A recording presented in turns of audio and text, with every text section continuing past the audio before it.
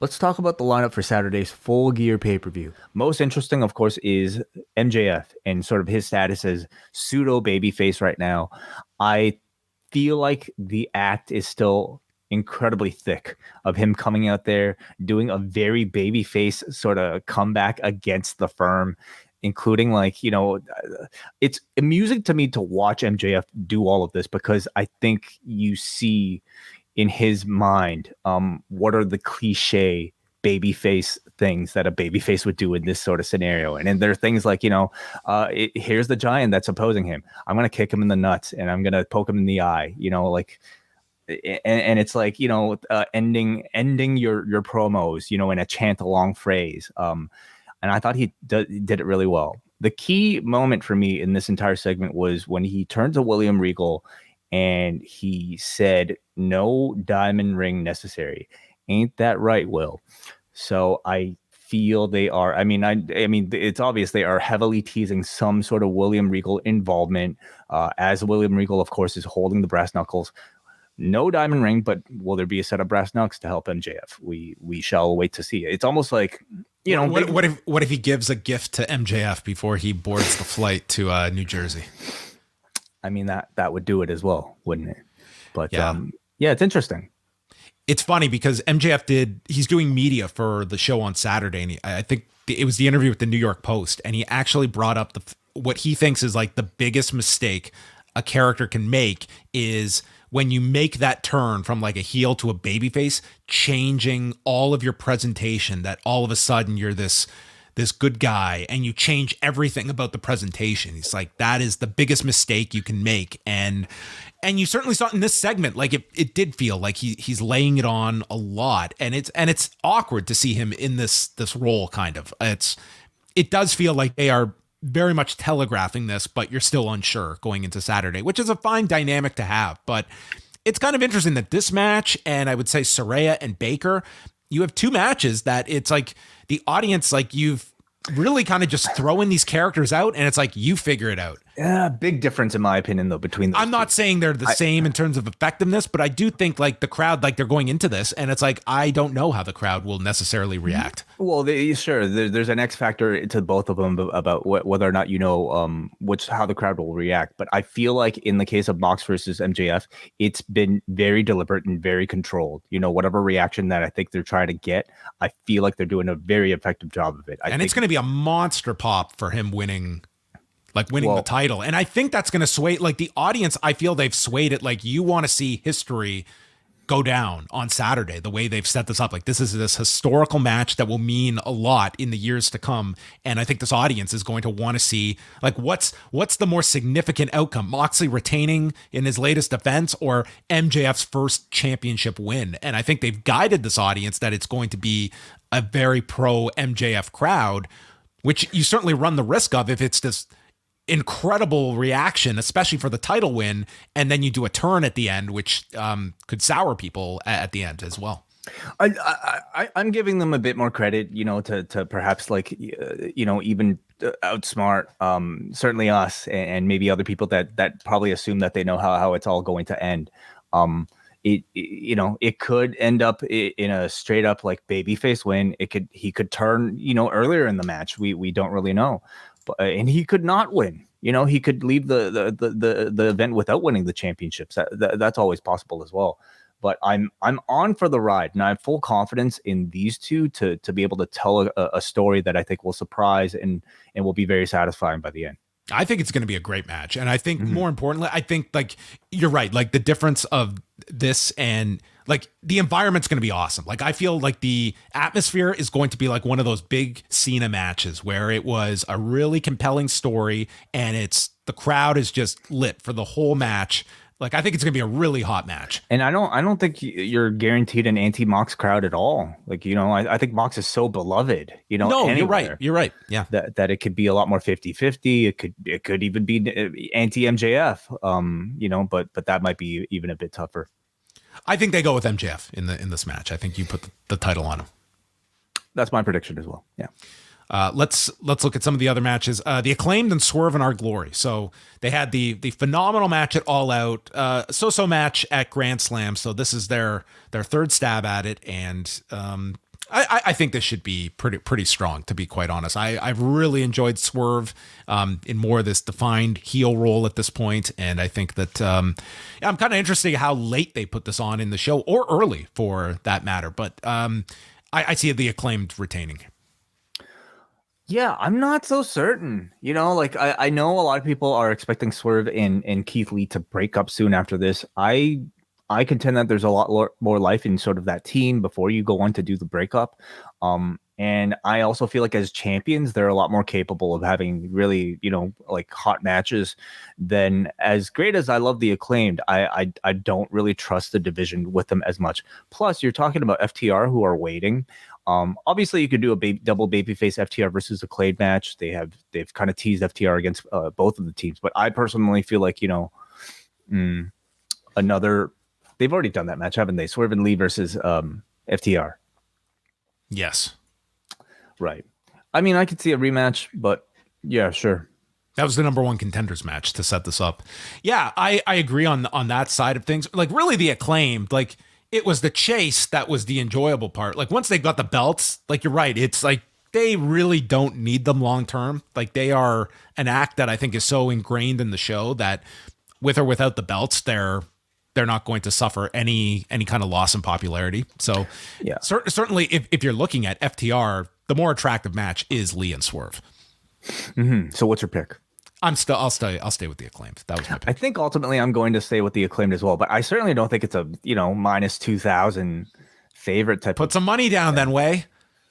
Well, that would go against my integrity as a, professional here. Okay, well, this line's a lot closer. Toni Storm minus 140 against Jamie Hayter plus 100. I think this match is going to be very good. That's interesting too. Yeah. Who do you go with?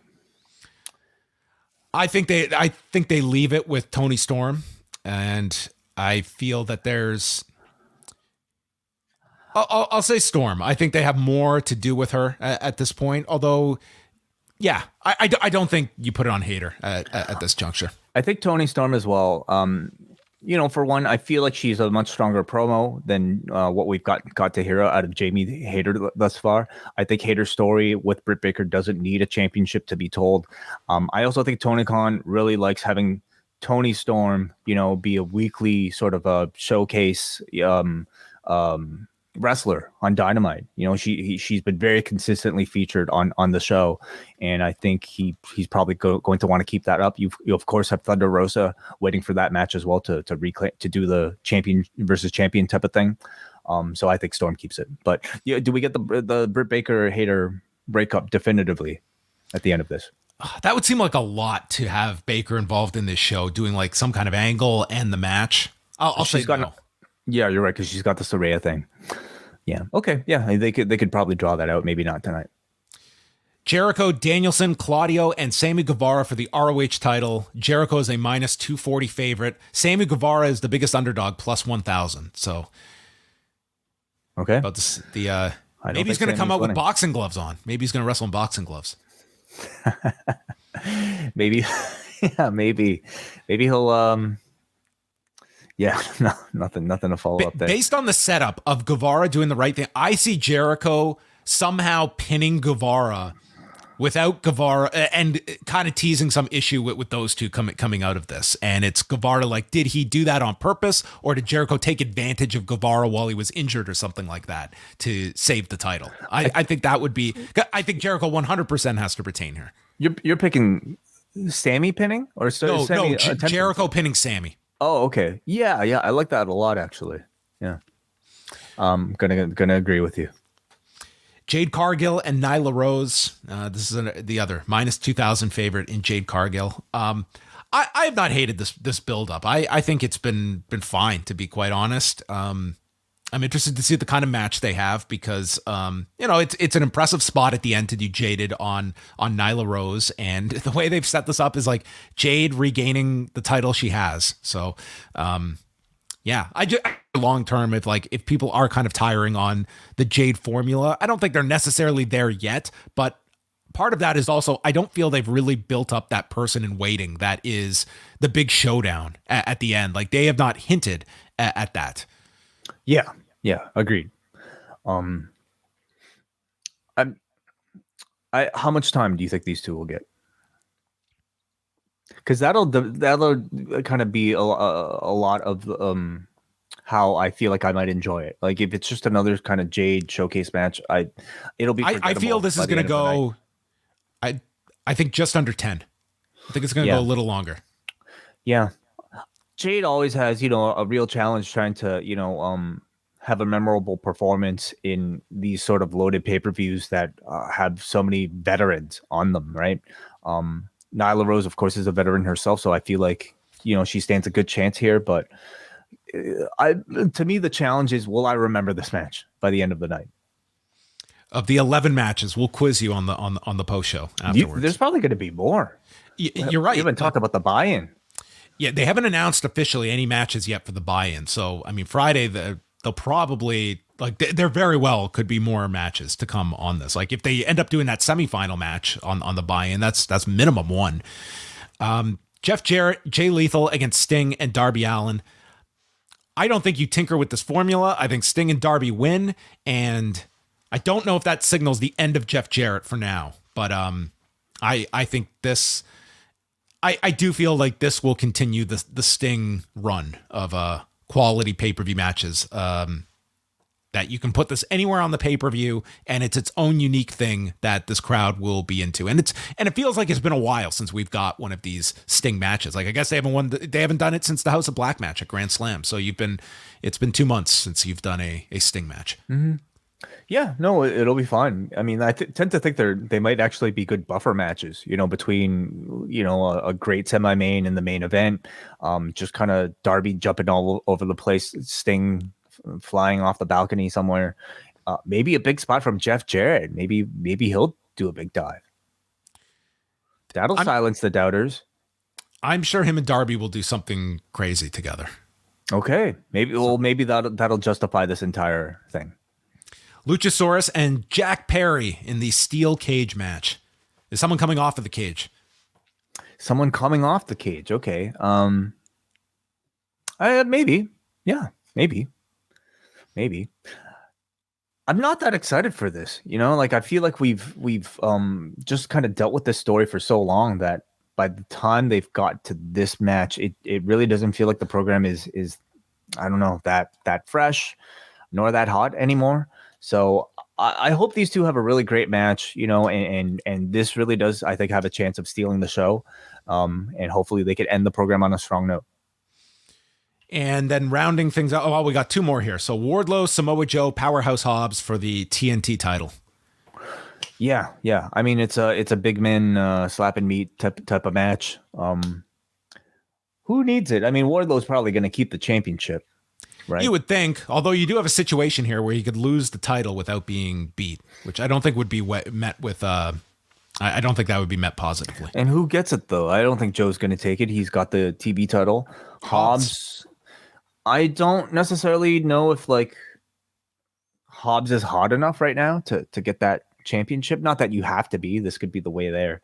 Well, the question is, are they done with Wardlow as TNT champion, and where do you move him on to if not a TNT level? Well, I think you have to do something with Joe coming out of this. This feels like to do that whole breakup, and this is the payoff. I feel you have to extend this beyond this pay-per-view. So, right. Like a title change would not shock me. Wardlow does need something to shake things up with him, but it is also, it's a match that I feel as much about Hobbs in this match, really kind of, because the issue is Wardlow and Joe and having Hobbs have something as well coming out of this. Yeah, I mean the issue really is Wardlow and Hobbs and Joe recently. Well, not anymore. Joe just totally stole that thunder. Yeah, kind of, because he's not a victim. No, there's very much a feeling of just kind of cramming, people on the show, and maybe more so just with Samoa Joe, because I think Wardlow and Hobbs, is something that they have spent a lot of time building up. Joe certainly adds a lot more star power in it, though, so maybe that's the reason why he's there. And then Death Triangle against the Elite for the trios titles. Is there any conceivable argument about the Elite losing? Yeah, I think so. Again, I don't necessarily think the Elite need to win in order to be stars. They're already stars, arguably the biggest stars, on this card. So, would it be more beneficial to have Death Triangle squeak out a victory, maybe via Bellhammer, to solidify a heel turn for those three and also maintain their status in the division to build up to a rematch? I would say the only way you could get away with the Elite losing is you pretty much have a match of the year contender, and it just gets to such a level that the outcome is almost immaterial because they watch something phenomenal. And I mean, this could very well be one of the better matches of the year. It certainly has that potential. Yeah, I would not be beating these guys coming back. I think that this is going to be the most anticipated match of the night for many people. And I guess I only suggest no for the reasons I stated, but also you have to be careful to make the Death Triangle not look like placeholders while the Elite were away.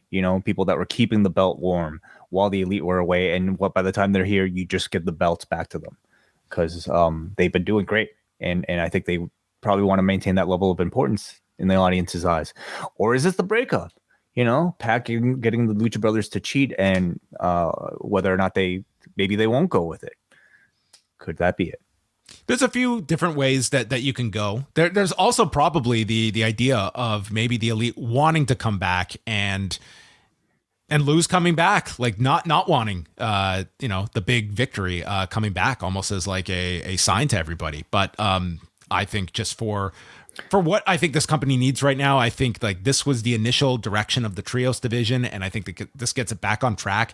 And I've got to say, like on a show like this, I could very well see this being the clear-cut match of the night. See, that is what the company needed at a time when CM Punk was around.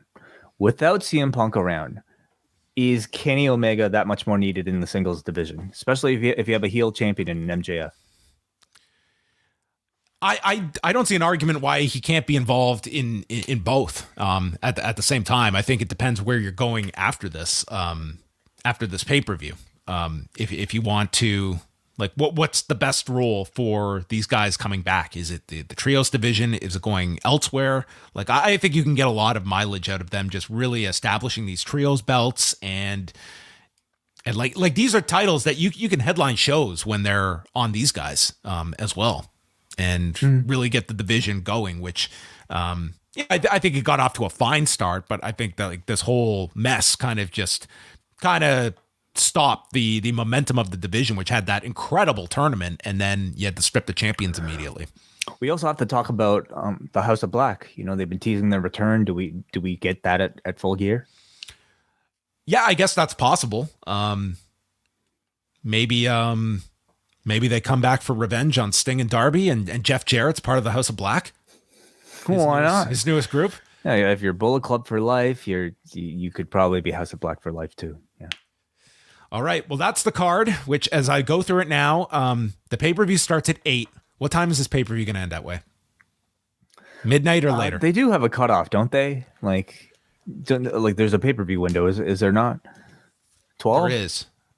I feel this one's going to go till about 12. I'm thinking we get a 4-hour show plus a buy-in. So like we're probably looking at 5 hours. I'm going to say about 11:45. When does the press conference end? That's the better question. I don't. When does our post show end? That's what I want to know. Probably 7 a.m. in the morning.